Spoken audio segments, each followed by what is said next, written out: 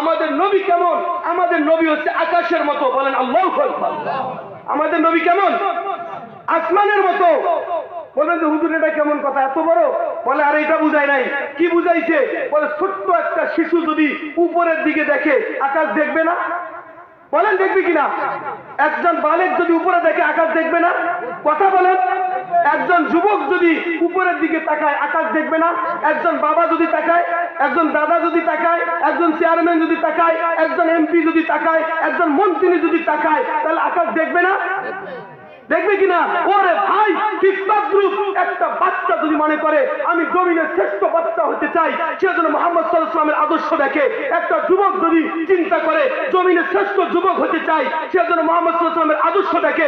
একজন বাবা যদি মনে করে, একজন দাদা যদি মনে করে, একজন শ্বশুর যদি মনে করে আমি শ্রেষ্ঠ বাবা, শ্রেষ্ঠ শ্বশুর, শ্রেষ্ঠ পিতা হতে চাই, সেজন্য মুহাম্মদ সাল্লাল্লাহু আলাইহি ওয়াসাল্লামের আদর্শ দেখে। একজন চেয়ারম্যান, এমপি, এমনকি একজন প্রধানমন্ত্রীও যদি চিন্তা করে আমি জমিনের শ্রেষ্ঠ প্রধানমন্ত্রী হতে চাই, সেজন্য ভারত আমেরিকার তন্ত্রমন্ত্র বাদ দিয়ে এক মুহাম্মদ সাল্লাল্লাহু আলাইহি ওয়াসাল্লামের আদর্শকে ফলো করে। বলেন ঠিক কিনা?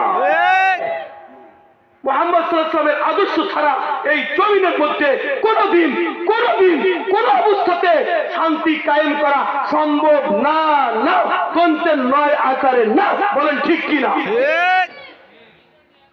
রাজি আছি তো? নবীজির আদর্শ মানার জন্য রাজি আছি তো? কথা বলে রাজি আছি তো? আল্লাহকে দেখান। আল্লাহ সকলের হাতকে কবুল করুক, আজকের মাহফিলকে কবুল করুক। পরিশেষে একটা বাণী আপনাদের কাছে পৌঁছায় দিতে চাই, একটা বাণী পৌঁছায় দিতে চাই। জমিনে যতদিন না কোরআন বিজয় করবেন, অতদিন জালিমের চিন্তনখানায় জুলুম সহ্য করে করে মরতে হবে। কোরআন বিজয় করেন, আল্লাহ কোরআনের মাধ্যমে স্বাধীনতা দান করবে। রাজি আছেন তো ইনশাআল্লাহ? ওয়া আখিরি দাওয়ানা আলহামদুলিল্লাহি রাব্বিল আলামিন।